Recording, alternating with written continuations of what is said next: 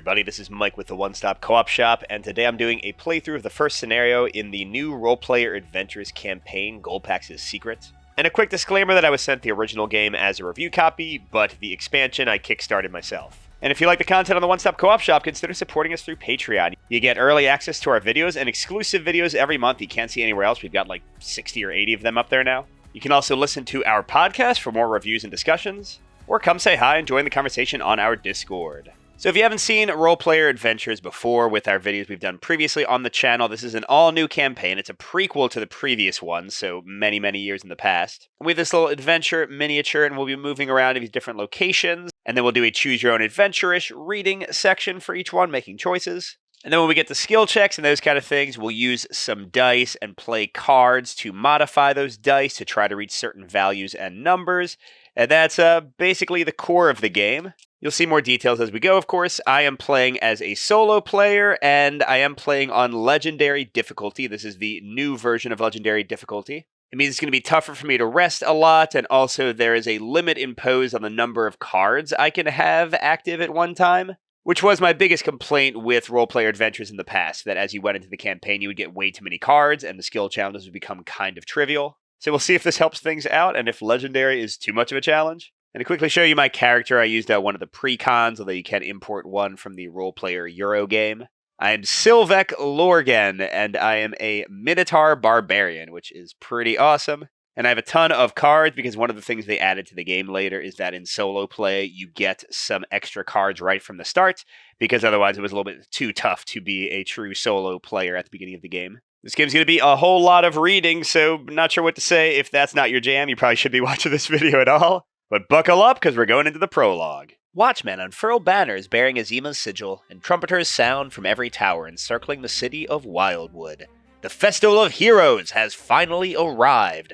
Crowds fill the narrow streets, laughing and singing at the top of their lungs. The air is thick with the scent of pastries and roasted meats. In Wildwood, elves, goblins, gnolls, and humans commemorate this holiday side by side. The procession is led by Imbri, the immortal knight, champion of Ulos, sitting astride her white horse. Townsfolk shower her with a seemingly endless supply of red and gold confetti from their balconies. The immortal knight will administer the Test of Champions.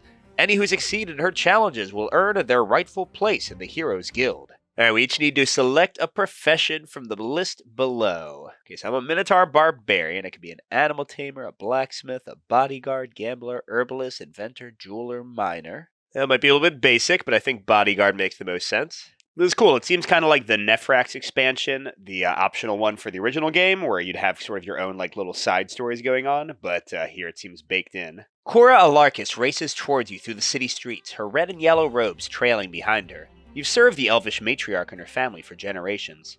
"A letter," she explains breathlessly, "from the queen herself." Cora thrusts an envelope into your hand. Your brother, Malto, has served as Queen Gimnax's bodyguard for many years, but now the monarch's letter accuses him of abandoning his post. If he is ever found, he will stand trial for treason. Cora shakes her head. "It doesn't make any sense," she insists. "Malto is an honorable man. If he's gone missing, he must have a good reason. He could be injured or dead." You finish Cora's sentence in your head. But the elf is right. Something doesn't add up. Under your breath, you vow to find whoever is responsible for Malto's disappearance. Joining the Heroes Guild will be a sure way to get an audience with the Queen. Oh no, I gotta track down my brother. What's happened to him? Okay, so I get rare card 156. That goes next to my character sheet. Here it is, a little bodyguard card. Bulwark. So when armor cards come out in the market, I can get an extra one, so I'll have more options.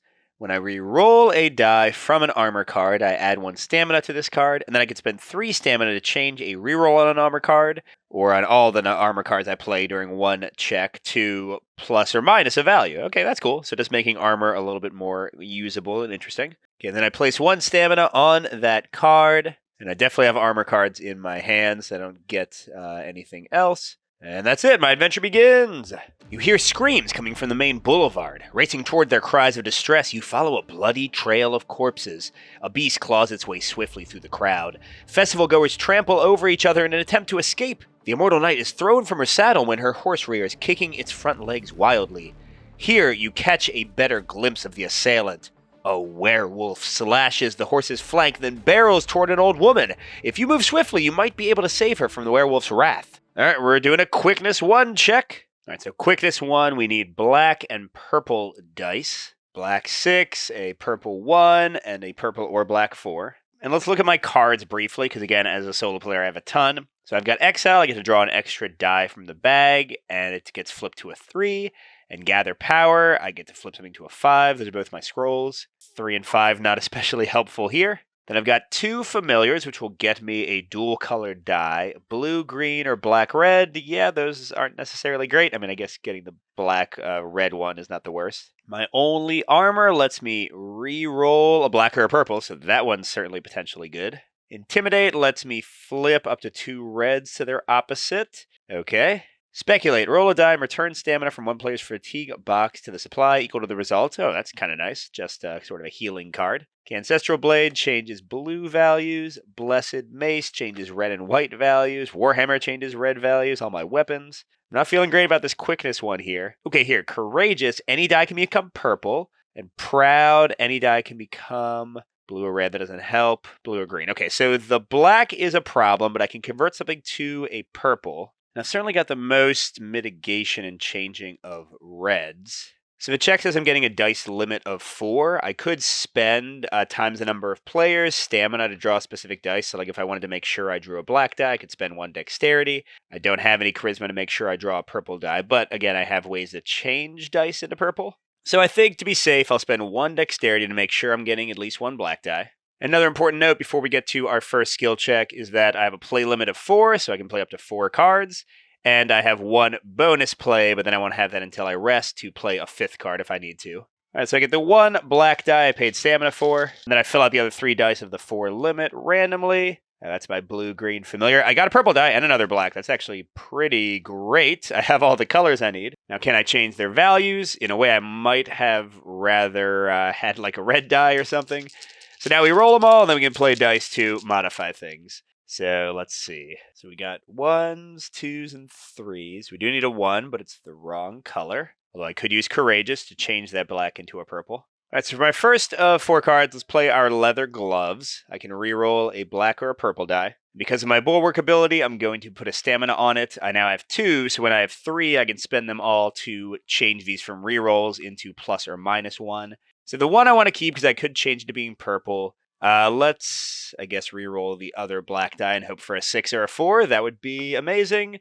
Okay, or a 5. I don't know if I'm going to be able to do most of these things anyway, but I at least want to get the experience from the blues here. So let's play one of my familiars. I'll call out my Nalos Leopard that has this little symbol, which means that it's going to become spent, so I won't get it back at the end of the skill check. Otherwise, all the other cards you use come back. So until I rest, I will be down some cards. And its ability either lets me get its special red-black die from the bag and roll it, or if it's already out, I can re-roll it. And again, a 6 or a 4 would be lovely. Oh, no, wait, is that? Yes, that's a 6. Awesome. So let's definitely get that. Okay, then I can use 2 more cards, or 3 more if I use my bonus play. And yeah, sadly, I think the best I can do is use Courageous to change this black into a purple, so I can put it there. So I'm going to get 2 experience, but I'm not going to complete the skill check, because I need to cover all 3. And then these 2 will come right back, but my leopard is exhausted, is spent. So I got a bit of experience. I learned that quickness is not my strong suit. Fail, you are too late. The werewolf sinks its claws into the woman's flesh, leaving a thick red gash through her chest. She screams in pain, but the immortal knight manages to intervene before the beast can deliver a final mortal wound. As quickly as it appeared, the beast vanishes into the alley, while the immortal knight's steed thrashes about wildly. After kicking a path through the crowd, the horse runs off. Alright, so we are starting on location A. Let's see if we can hunt down a werewolf, I guess. We are in the Garden of Heroes. And if you haven't seen role-player adventures before, this is how locations generally work. They'll give you a little set of options, and you resolve the first one that applies. So there is XP in the location, having these little blue cube shows like where you have not been yet. Otherwise, we collect it and continue reading. Oh, if any player has Animal Trainer, we were an Animal Tamer, but we don't. But we could have helped with the horse. But yeah, here we go. City guards dump out buckets of soppy water, washing the blood from the cobblestone streets. The wounded are gathered into ox carts. With the werewolf gone, the crowds gradually return and festivities resume, almost as if nothing bad happened. Candidates for the Heroes Guild have gathered at the town center to compete in the Test of Champions. Though a few are seasoned warriors, most are ordinary civilians. Farmers, merchants, and artisans seeking a life of adventure. Ordinarily, the Immortal Knight announces, each of you would undergo a series of challenges to test your strength and courage. But these are not ordinary times. Tensions between Dragul rebels and the new Queen of Nalos are growing, and now a monster is on the loose in Wildwood. So this year's contest will be simple. Whoever tracks down the werewolf by day's end will be welcome to join the guild. I cannot guarantee your safety. Would-be heroes quickly split off into teams. Oh, and I'm on my lonesome. What's going to happen to me? You glance around. Most of the teams have formed naturally among old acquaintances and friends. The Immortal Knight frowns when she sees you. I admire your courage, but facing the challenge alone puts you at a disadvantage. She draws her blade from its sheath. You will need a special weapon to defeat this beast. Borrow my sword. Heck yeah, I'll borrow your sword. Oh, man! +1 or -1 to any color die? Although it does spend itself, but that's amazing. There are others still seeking a group, the knight says, pointing to a halfling and a gnoll. Either would make a fine companion. The halfling carries a half-dozen smoke bombs on his leather belt. He wears a black cloak and rests in the shadows of a tree. The gnoll is the tallest of the contestants. He sharpens his blade near one of the statues. Both stand apart from the crowd. Do I want to shore up my own strengths even further, or shore up my weaknesses? I think the halfling might be the smarter choice. The name's Paul Gore, The halfling says, extending his hand. Paul Gore Goodweather. A burn scar covers nearly the entirety of Paul Gore's head. When he catches you staring at it, he smiles, his green eyes sparkling with mischief. A boiling hot elixir, he explains. Childhood accident. My parents were both alchemists, but I usually tell people my head was scorched by dragon breath. It makes a better story. The gnoll snarls at you as he moves to join another group. Polgar leans over and whispers, That's a wook. He took the test of champions last year. I heard he ate one of the other competitors. The halfling shrugs. I mean, it's probably just a rumor. The Immortal Knight nods approvingly once the teams have been formed and makes an announcement. A number of witnesses to the werewolf attack have gathered at the festival. Each of you will be provided with a free ticket. Perhaps someone there knows where the creature went. If you prefer to interview the wounded, they've been gathered at the House of Alarkus. The Elvish nobles have set up an infirmary in their grand hall. So we get Discovery Card 138, a ticket. It would cost me 1 stamina to use this at locations. It's an item. And then I get this rare card, Polgore. During a skill check or each round of combat, each player may play 1 scroll card that does not count against the play limit. Well, that's pretty cool. And that gives me the keyword Polgore. If I was a gambler, something else would happen. Oh, and then this is an ally who just gives me an ongoing bonus. Awesome. All right, so I could use my ticket here. It doesn't seem to make much sense. So let's just move to another location. So our choices right now are to go to the festival or to go to the House of Alarkus, where they said they were treating the wounded. Let's get some information first. So walking along here, I'm going to have a randomized encounter. It'll be number 2, and then we'll get to location C, the house. So for these encounters, you have different booklets. We're looking at Adventure 1, Encounter 2. The Queen's soldiers wander from house to house, searching for the werewolf. As they pound on the doors, a frogkin flags them down. His blue and black vest jacket is so tight on him that the golden buttons seem ready to burst. They won't leave, He explains, waving the eviction orders. They threatened to kill me. The soldiers follow him to a ramshackle house in the alley. It's Gorup, the landlord, The frogkin announces nervously. Open up. A large family of gnolls emerges with kitchen knives and pitchforks, pushing the guards back into the street. It seems they will not vacate their home without a fight. Just then, the Immortal Knight appears. Both the Queen's Guard and the gnolls bow respectfully when they see her. The famed adventurer is respected by both loyalists to the crown and the Queen's detractors. One of the gnolls races over to the knight, pleading for her to intervene. The frogkin scoffs.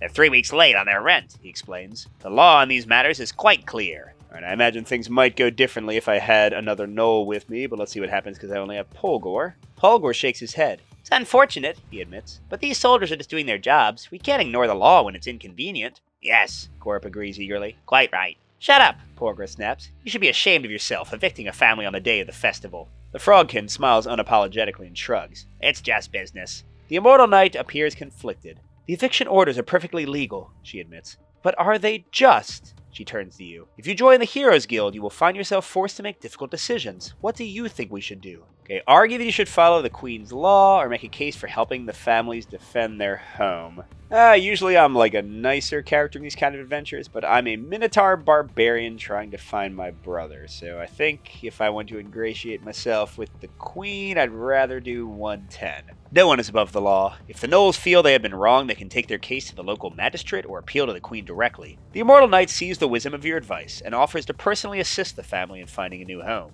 The gnolls are insulted by this offer. Believing themselves to have no other choice, they defend their home with violence, and you are quickly drawn into the battle. Oh, this is cool. The Immortal Knight's actually helping us. After playing a skill card, returns 2 stamina from the player's fatigue box to the supply. We are fighting some gnolls. Victory, the gnolls are forced to retreat. Defeat, the guards are beaten back. So combats are in many ways like the skill test you already saw. We still have to get a green 1, a white 2, and a red or blue 2. But the difference is this time it goes across multiple rounds. And at the end of each round, we're going to take a number of stamina as damage equal to the red icons on dice that are not already covered up. And then additionally, as the round marker advances, we'll take additional stamina and experience losses. And if we can't defeat them in 3 rounds, we lose the combat.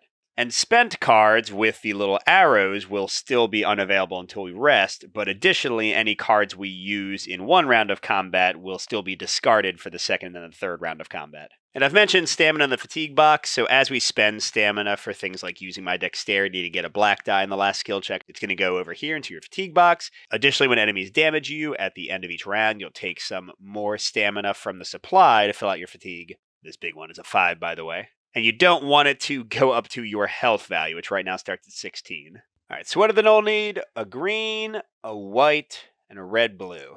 And I can change dice into green, into red or blue, or into blue or green. So I have no way to change anything into a white, but I do have my Blessed Mace to lower a white's value. And then if I really need to, my Immortal Blade to lower anything's value. I can also get a blue-green. All right, so with all that being said, I'm just going to spend my 1 wisdom to guarantee I draw a single white die, and then we'll just hope I get lucky with the rest. And the dice limit in each round of combat is based on your party's level of combat ability, which is a 3 right now, but we can spend experience at the end of an adventure to increase that potentially.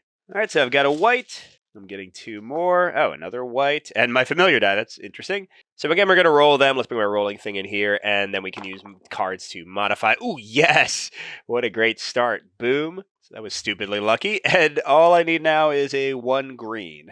Now, the best way to make a 6 into a 1 would be to flip it, and the only card I have that does that is Intimidate, and that's going to spend itself, sadly. But I think it's worth doing, so I'll use Proud to change that white into a red, and then I can use Intimidate to flip up to 2 red dice, which means now it's a red 1. And then finally, we can use either of these. We'll use Courageous to turn any die into a green. So boom, we got the gnolls in 1 combat round. So we don't suffer any negatives, and we again get bonuses based on things we covered, which is 2 experience for these spots. I might not be sneaky, but I sure can fight. And we get back all our cards except Intimidate. So we are down 2 at the moment. Oh, and I don't want to forget, I played a skill card with Intimidate, which lets me return 2 stamina from my fatigue box of a supply. So that doesn't get me back my uses of Wisdom and Dexterity. For that, I would need to rest. But it does mean I'm fully healed in terms of actually getting knocked out. Alright, the gnolls are forced to retreat. We go to 16. The gnolls are no match for the combined might of you, the Queen's Guard, and the Immortal Knight. They flee their home, taking whatever they can carry with them. Seeing that they have left some valuables behind, the Immortal Knight insists that they be removed and held for the family before the demolition begins. The Knight shakes her head. This particular law is a painful one to enforce, she admits. I will speak with the Queen. Perhaps there is another solution. Now we get another experience. Imri goes back to the rare deck. Yeah, I didn't think she would hang out.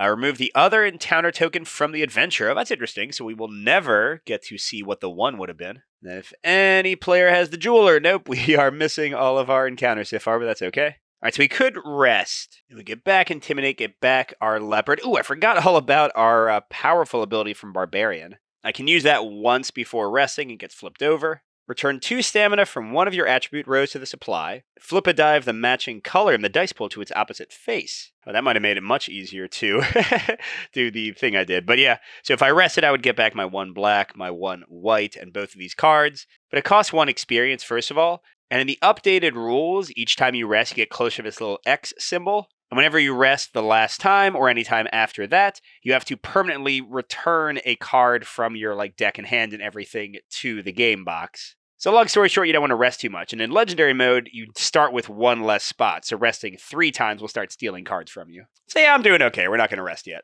Which means we continue on to the House of Alarkus, and I'm sure we'll get the experience in a second. Okay, so there is an experience. We collect the experience and keep reading. Oh, if there was an event token, we do something different, but there isn't. A dour-looking elf dressed in a red silk robe leads you into the Grand Hall. Enormous golden-framed portraits of the elven high lords through the ages stare down at you from the purple walls. Dozens of ornate beds have been dragged out onto the tiled floor, occupied by those injured in the werewolf attack. They bleed onto silk sheets as healers frantically bind their wounds. The healers belong to the Erthalian Order. In recognition of their work, Queen Gimnax recently paid to have monasteries built for the healers throughout the kingdom. A member of the order hands you a bottle. She seems to have mistaken you for one of their own. Only as a last resort, she shouts before hurrying over to another patient on the other side of the room. That's poison. That's not healing. Oh, and once again, we're going to get a different result based on our companion, C4. Pulgor uncorks the bottle of poison, sniffing it. Then, before you can stop him, he takes a swig. I've had worse. As your eyes widen with alarm, he smiles. Relax, he says. My parents were both alchemists. I built up an immunity to most poisons by the time I was 6. As you wander around the infirmary, Pulgor lets out a low whistle. There's something strange about these patients. Have you noticed it? You glance around the room, trying to figure out what Pulgor is talking about. Observation. I don't feel like I'll be good at this. Alright, green and white and higher values. Alright, so once again, I can't turn anything white. I have basically no way to get a white die, so this might be tough for me. But I will go ahead and spend 1 green to make sure I get a green die. I mean, I guess I do have ways to turn things into green. And if I keep both stamina, I could use my powerful ability to flip a green die, which would give me a lot more dice mitigation. So I'm going to take my chances and not get a green automatically. What I would really love to see is a white. Oh my gosh. Okay, that's fine. And here we go. All right, we got a 5 right off the bat. That's great. We've got a 4. We can change into green. So then, do we have any way to raise up white? I know we have a way to, like, lower them, right? The Immortal Blade can go up or down. Warhammer's only red. Yeah, that's what I thought. Blessed Mace decreases a red or white die by 1 or 2. We could decrease it to 2 and then flip it, but I have no way to flip white dice. Now, alternatively, I could use Gather Power, which would get me a random colored die from the bag and make it a 5, and then... Yeah, I've actually got 2 cards that change things into green. So I could change the red 4 into a green, and then whatever 5 I get with the Gather Power into a green as well. That seems worth doing. And I'll note, although I don't think it'll matter anyway, if I use this Gather Power, which is a scroll, it would not count against my 4 cards, the first one I play because of Pulgor. So yeah, it seems like a plan. We'll Gather Power. And it's a random new die from the bag. That is not a green or a white, but that's okay. So that becomes a 5. And then we'll be Courageous to turn this red into a green. We'll be Reckless to turn this blue into a green. And hey, we've got 2 plays left because the scroll was free. I'm going to use my leather gloves to reroll this black. Why, you might ask? Because it'll get me another stamina on Bulwark. So now in a future check, I'll be ready to use its ability to make my armors add plus or 1 to dice instead of reroll them. So awesome, we're still making this work after that first skill check was bad. We're getting 2 more experience, although I am spending another thing, right? Yeah, Gather Power is spent. And I notice an unusual detail. Besides the obvious fact that they all sustained their injuries during the werewolf attack, there is something strange about the patients gathered here. A surprising number of them have the same tattoo, a skull with the number 3 inscribed over its forehead. Good eye, Pulgor exclaims happily. That's the symbol for Shintal, the 3-headed goblin god of death. The attacks weren't random, they were targeted. The werewolf wanted to hurt death worshippers. You interview a few of the death worshippers, but they're understandably tight-lipped when it comes to discussing the cult. Queen Gimnax recently outlawed the worship of Shintal. We've hit a brick wall here, Pulgor admits. There's a tattoo shop near the festival. Maybe she'd let us take a peek at her client list. Ooh, place an event token in location B on the adventure map, so we can still go to the festival, but we'll have a special encounter if we do. You also get the keyword tattoo. Ooh, and bodyguard. Let's find out about my brother. You glance around at their palace, your home for so many years. You spent your entire life protecting the Alarkus family. Oh, that's right, this is the Alarkuses. Defending the elvish nobles from threats both big and small. Mila Alarkus, their youngest child, appears to be indulging her insatiable curiosity. She visits each of the infirmary beds, introducing herself to the wounded like a queen and greeting her subjects. She reaches a bed where an aging human has erupted into a violent fit of coughs. He grabs Mila, clutching the girl tightly as his eyes turn red. You race across the room, pulling Mila free from the firm grip of the old man. As fur sprouts all over his skin, he is soon surrounded by the queen's soldiers who impale him with their swords. Mila's mother runs toward you, scooping Mila up into her arms. "Thank you," she says. "You saved her life. For all these years we've benefited from your protection. Now I absolve you of your obligations to this household. Go and find your brother." You bow, grateful to have received her blessing. Oh, I get to increase my health by 2? Let's go! Once again, I could use an item. I could rest. I'm still doing okay stamina-wise. I'm not fatigued at all. I'm only missing 3 cards. I still have like 10 or 11 more. So let's move. So now there's no more encounters to have along the way. I can just kind of go wherever. This is the event token they had mentioned. So I'm going to go to the festival, and then normally I would resolve something for the blue, but I think I'm going to have an event instead. So if there's no XP, we would read that. Otherwise, collect the XP, okay. And then if there's an event token, we're going to B2, so we're not going to read this. Okay, remove the event token. We have the keyword hunt, we don't. A small army of constructs set up the enormous makeshift tents that quickly fill the fairgrounds. Their infamous creator, Gulpax the Crafter, is rumored to have used dark magic to bring them to life, unleashing strange and dangerous forces into Ulos. Among the tents, merchants sell every imaginable delicacy. Entertainers cater to every whim. You want this? An orcish woman's voice calls out from behind you. She hands you a sweet roll from her booth. Everyone seems to have lost their appetite after the werewolf attack. No need for a ticket, just take it, otherwise it'll go stale. Ooh, we got a sweet roll, and it costs 0 stamina to use that in the location. But y'all might be seeing the combination. You can use 2 items together. Uh-oh, poison roll. As you search for the tattoo shop, you notice a gnoll arguing with an elvish merchant. The gnoll is a Wook, one of your competitors in the Contest of Champions. She's a tyrant, a Wook snarls. The Mad Queen won't rest until every last tribe and city-state is under her rule. Pulgor grips the hilt of his sword, his eyes burning with fury. A Wook's statement against the monarch is treasonous, and your halfling companion seems ready to defend the queen's honor. Alright, resolve the conflict peacefully without coming to blows, or help your companion teach a Wook a lesson. Again, I am a bruising bodyguard, let's do this. Enough, Pulgor shouts. He tosses one of his smoke bombs to the ground and charges forward. The gnoll begins coughing violently as he is subsumed in a dark cloud. You hear the clash of swords. When the smoke clears, a Wook staggers backwards, bloody and bruised. Your halfling companion again charges at him with his sword, and the gnoll flees. Well, I didn't really do much to help there at all, did I? Alright, so this is a favor change. We're going to change how some factions feel about us. We are being more favored by the queen and less favored by the Dragul, which include gnolls and trolls and all those kind of things. You make your way to the tattoo shop at the edge of the fairgrounds. A bell rings when you push open the door, and a kobold greets you with a derisive snort from behind the counter. Her entire body is covered in ink, including a dragon tattoo covering her neck and shoulders. When she learns why you're here, she smiles. You'd be surprised how many of my customers are death worshippers, but one stands out, a woman by the name of Iarta. She had scratches and bite marks on her arms, said she wanted to bear Shintal's sigil because he had given her sanctuary. The temple of Shintal is on the other side of town. Pulgor turns to you. Sounds like a promising lead. As you exit the shop, you are once again surrounded by the sights and smells of the festival. Alright, so we're going to get some new cards and locations. If you haven't seen Role Player Adventures before, this happened in the old one, but the map will change, so there we go. Now we have a new location to go to, the Temple of the Death God. And ooh, we're going to have some market things to buy. So we get the top card of the weapon, skill, and armor deck, but because of my bodyguard special ability, I actually get 2 armor revealed. And it said they cost 1 less than normal. And one of the cool bonuses of armor is that if you have one that have the same name, you can play more than one for a single card play. So me having 2 leathers, I can play both of them at the same time. And because of my bulwark ability, they could be plus or minus 1 instead of just rerolls. Although the runic crown is already plus or minus 1. See, I'm definitely going to get the leather cuirass. It's a 3 instead of a 4. I started with 7 gold, and it goes straight to my hand. There is, again, in Legendary mode, a limit to how many cards I can have, but we only check that when we rest or at the beginning of a scenario. Leaves me with 4 gold, so I could buy the sling with the discount. Decrease a blue or green die by 1 or 2, and then spend 2 stamina from Constitution to return this to your hand. I do already have an Ancestral Blade that can raise or lower the blue die by 1. I have no mitigation of green. Well, I guess the Immortal Blade, but I'm sure she'll take that back. So, sure. I mean, the 1 discount is kind of hard to argue with, so I'll spend all of my gold and have nothing left. Don't send a Minotaur Barbarian to a market. They can't control themselves. Okay, and then I could try to poison some people with the rolls. That seems like a bad idea. And I guess I don't need to show anybody my ticket, right?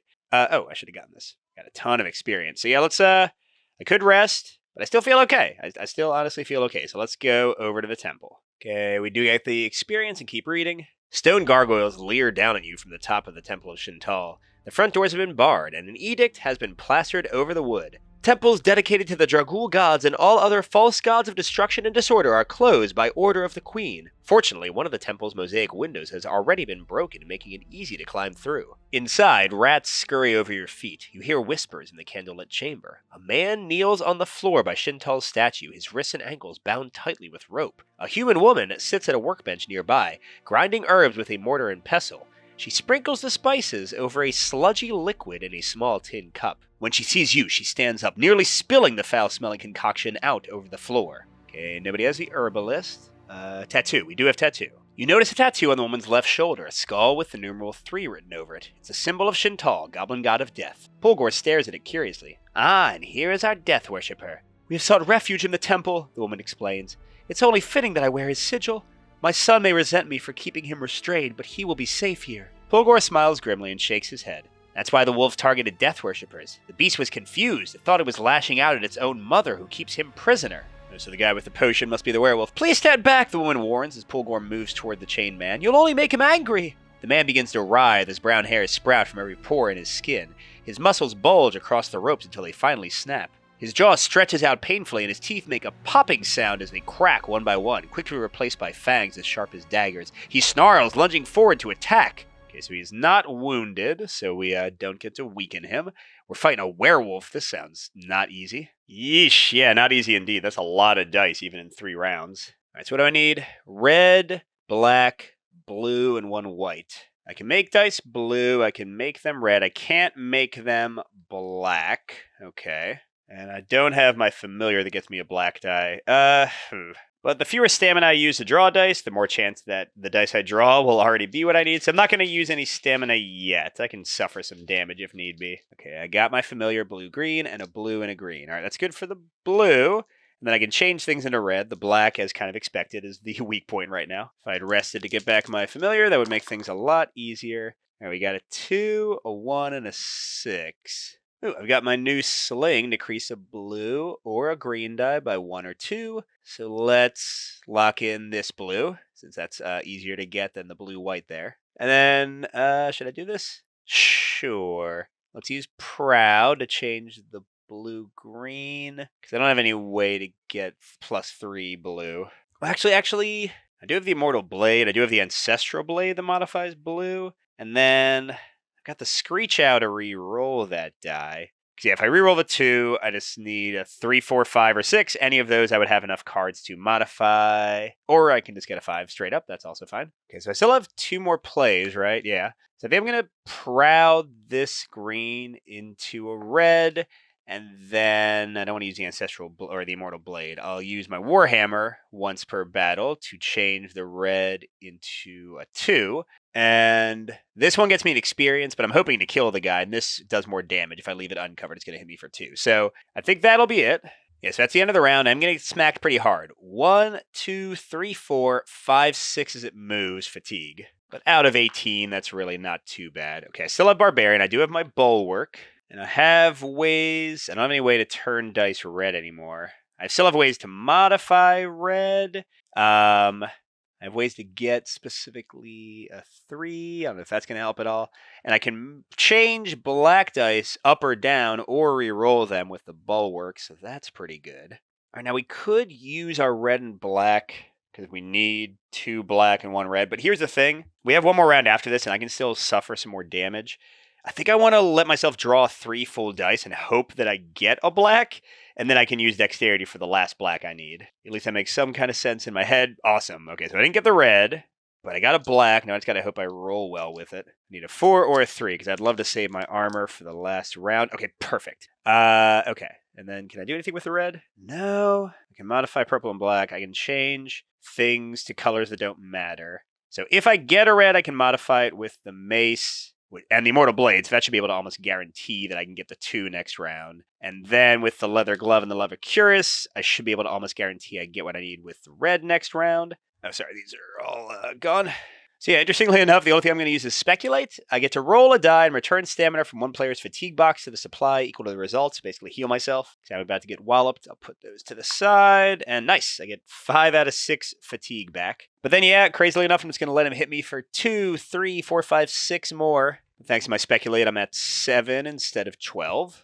That takes me to the final round. 1 dexterity, 1 strength. I need to make sure I get the red and black I need. And like I said, I'm pretty sure that I have enough mitigation for anything. Oh, okay. I'll take an extra black. That was awesome. So low red, highish black. Let's see. All right. That's not quite what I wanted. But I think we're okay. Blessed Mace decreases a red or white by 2.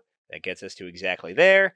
And then where is it? Yes. Okay, so I'll use both Leather Glove and Leather Cuirass as 1 card play. And I'm spending 3 stamina from this card to treat any number of rerolls on armor cards as +/-1 during the current combat round or skill check. So that's all 3. Which lets me decrease a black die twice. Bam. And none of those get spent. So that was actually pretty good. So we're getting, what? 1, 2, 3, 4 experience and 1 gold. Yeah, that was that's quite a battle. I forgot about my barbarian ability with red, but yeah, I have a ton of spent cards, 6. Well, I still have 10 cards in my hand. Yeah, I mean, I have a bunch of cards. Now, if I rest, I get all these back, but then my legendary difficulty limit comes into play, and it's equal to, for solo players, 12 plus the stat in my class's main statistic, which is red strength for bodyguards, which means I can have up to 15 cards, so 10 plus 6 is 16. So when I rest, I'll get 6 cards back, have full 16, but then I can only have 15, so I'll have to put one of them out of play. It still counts as being in my deck, and I can still get rid of it and stuff, but I won't be able to use it until I rest and potentially change out my cards again. The werewolf staggers back, dazed and licking his wounds as he slowly reverts to his human form. Exhausted, he takes a seat on the floor. His mother stands between you, pleading for her son's life. "Please, you don't have to do this." In his human form, the man appears frail. His eyes are bloodshot as if he hadn't slept in days, and his clothes have been torn to shreds. He stares up at you despondently. "We can't arrest him," Pulgor warns. "It's too big a risk. If he bites either one of us, the infection will spread. We have to end this here and now." "We'll leave town," the mother insists. "We'll live in the mountains, far away. I'll keep Arnon in chains if I have to." Once again, I don't think my character is the kindest soul, and this seems a little dangerous to let them just go around infecting people, so yeah, we're killing him. Pulgor carefully places the bottle of poison on its side, rolling it across the floor. "It's nearly painless," he explains. "Your death will be mercifully quick." "Wait!" the mother cries out, but her son has already taken a deep sip.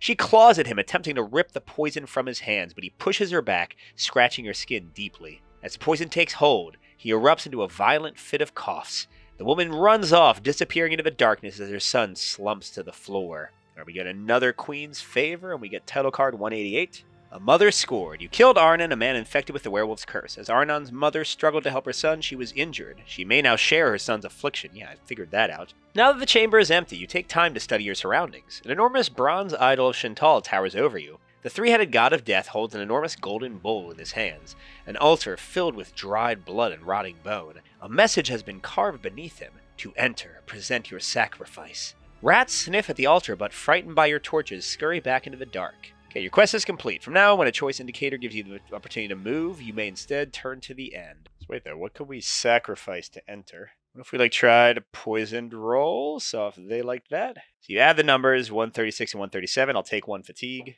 You tear off a hunk of the sweet roll and pour a few drops of poison into it. Then you set it on the altar in front of Chantal's statue. Rats emerge from the shadows, excitedly converging on the sweet treat. Sorry, rats. The poison is quick and painless. After a few moments of frantic feasting, the rats seem to simply drift off into an eternal sleep. In response to your sacrifice, Chantal's eyes light up. Should I have done this? Glowing red! Hidden gears crank in the shadows, and a section of the wall pops open, revealing a secret staircase. Beneath the temple, you discover a secret room. It has long been rumored that the Chantal High Priests have given sanctuary to the Order of Assassins. Here you appear to have found proof of this accusation. A number of tiny scrolls have been tucked into niches in the stone wall. Each bears a name that has been crossed out. You surmise that these are the names of those who have already fallen victim to the assassin's blade. Among these scrolls, you discover a sketch of a lantern. Someone has also scribbled a few notes. Lantern of Wayward Souls, Gulpax's workshop, secure at all costs. You're uncertain why the Order of Assassins would be interested in a simple lantern, much less why they would go through the trouble of stealing it from Gulpax. The gnomish inventor is said to wield strange and dangerous magic. You wouldn't want to get on her bad side. The walls are lined with a small arsenal of weapons. Generally, it's a bad idea to steal from assassins, but a shiny new glass dagger catches your eye. Ooh, what is this? Oh, this is great! Look, I can flip a black die, or increase or decrease a black die, or re-roll a black die. That is pretty awesome. Alright, and with that, I feel like we're kind of done, right? Let's stop there. Alright, here we go. Indri, the immortal knight, tracks you down on horseback. Though our steed has recovered from his injuries and appears transformed by the werewolf attack. His eyes shimmer red and black hair sprouts from his otherwise silver mane. Okay, we don't have newcomer. The immortal knight gives you a discerning look. Of all the groups in the competition, yours was the one to track the beast to its lair. That took cunning. You've earned a place in the Heroes Guild, but I have questions before we proceed. Imbri listens carefully as you recount the details of the day's events. Okay, so we have Pulgor. We got Pulgor's comrade. You teamed up with Pulgor the Halfling. By tracking down the werewolf, you helped him earn his spot in the Heroes Guild. Congratulations, buddy! And I'm guessing a Wook did not get in. And then we're going to read text for each title we got. So, A Mother Scorned. After she has heard your explanation of the day's events, the knight smiles. Thanks to you, the town is safe and the monster's victims have been avenged. Your thoughts turn to the werewolf's mother. She escaped with deep wounds that carry her son's curse. As if sensing your discomfort, Imbri adds, Don't worry, I will bring the werewolf's mother to justice. She is not innocent, and I will see that she pays for her crimes. And then Pulgor's comrade. The immortal knight turns to Pulgor and smiles grimly. Welcome to the guild. Your halfling companion can scarcely believe it. At first it seems he might hug the immortal knight, but she offers him a warning look that freezes him in his tracks.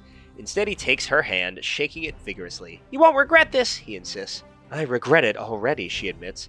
But then she smiles and shakes her head. It is good to have such eager recruits, she admits.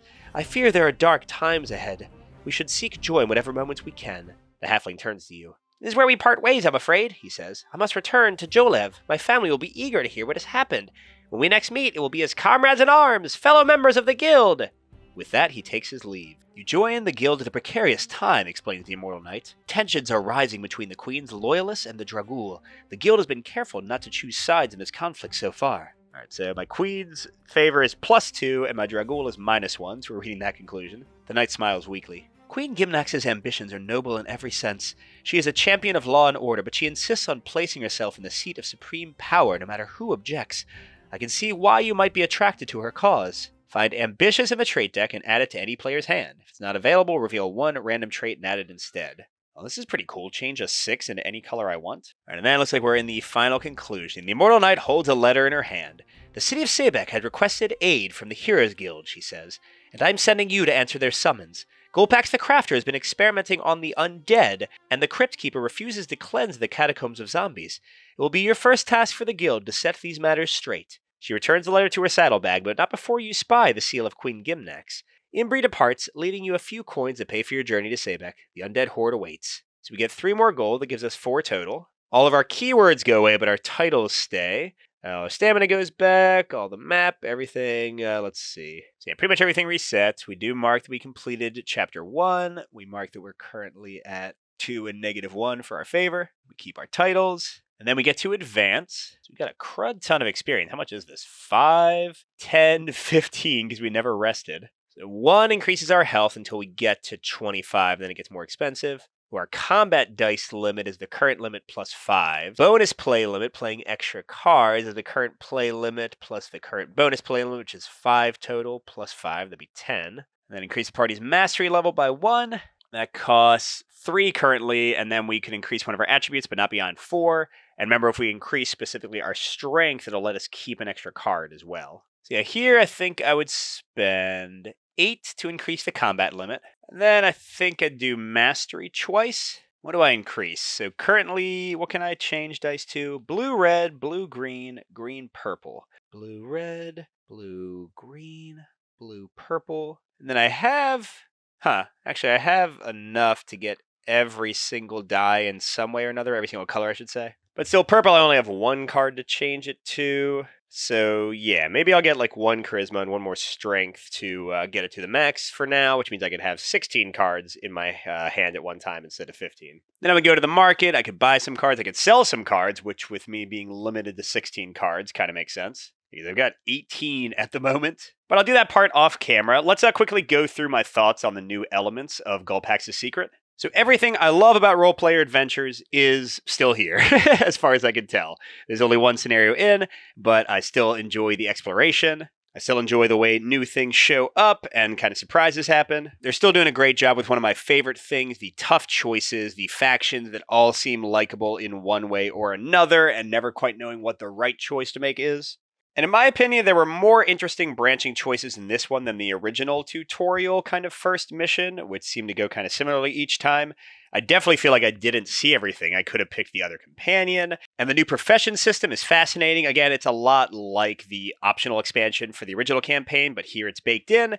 So like seeing my little bodyguard story play out and getting bonuses for that, and seeing all the traits and professions that I didn't get to try and wondering what that would be like for replay. That's all awesome. I continue to generally enjoy the dice system. Yes, it's random. Yes, sometimes things will go really well or really poorly. But the puzzle of how to use your cards is still cool, and the big thing is, at least at first glance, the new legendary rules seem like they should fix the biggest problem I had with the original game. Because you can see already in the first scenario, I had 2 more cards than my maximum limit, with me having leveled up my limit once. In the original role-player adventures, I probably would have gotten like another 5 more cards in the next scenario, and then like 6 or 7 more in the next one. Which is where the whole problem of having way too many cards to deal with came from. Now, I will say in solo, it's still a ton of cards, like 15 or 16 to look at is quite a lot. But if you play two-handed or with 2 or more players, then it's more like you each have, like, I don't know, 6 or 7 or 8 cards each. So drastically different than the original. Definitely the best way to play. I would recommend everyone do Legendary. Unless the game's just way too hard, I guess. So yeah, this is excellent. It continues to be one of the best narrative adventure experiences out there, but now I think the skill checks and the card management is more balanced than it ever was, which, again, was my only real huge complaint about the old one. So great job to the team, and thanks for watching, everybody. Good gaming, and I'll see you at the next stop.